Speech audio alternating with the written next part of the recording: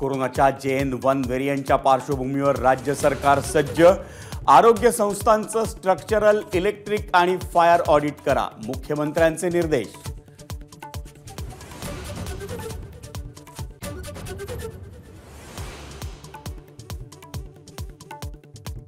Mask घाला, गर्दी टाळा, BMCचं आवाहन। कोरोनाच्या नव्या व्हेरियंटमुळे औषधं, बेडचा BMCकडून आढावा। RT-PCR टेस्टची संख्याही वाढवणार।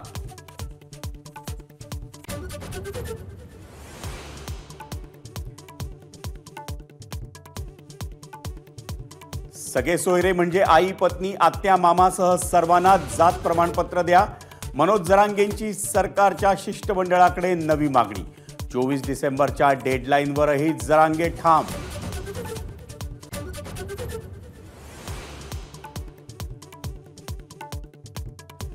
सगळे सोयरे या शब्दावरून सरकार आणि जरांगेंमध्ये मतभेद। आईकडच्या नातेवाईकांना दाखले देणं कायद्यात बसत नाही, गिरीश महाजनांची माहिती। 24 तारखेचा हट्ट धरू नये, जरांगेंना विनंती।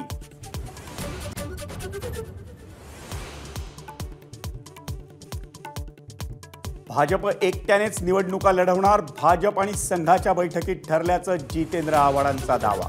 तर आव्हाड स्टंटबाज, भाजपची टीका।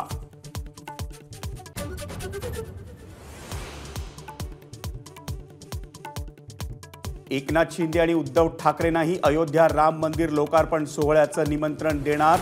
निवडणूक आयोगानं मान्यता दिलेल्या सर्व राजकीय पक्षांच्या प्रमुखांना निमंत्रण पाठवण्यात येणार।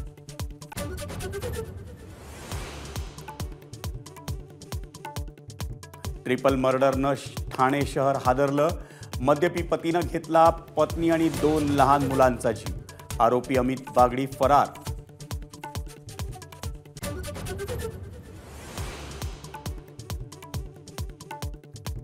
पैलवान साक्षी मलिकची निवृत्तीची घोषणा। भारतीय कुस्ती महासंघाच्या अध्यक्षपदी बृजभूषण सिंह यांच्या गोटातीलच पदाधिकारी। अध्यक्षपदाच्या निकालानंतर पैलवान संतप्त।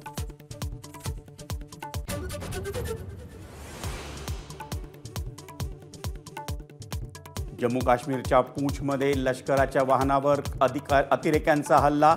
4 जवान शहीद तर 3 जवान जखमी।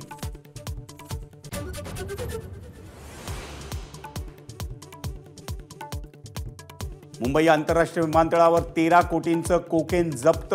इथिओपियाहून आलेल्या एका महिलेला अटक।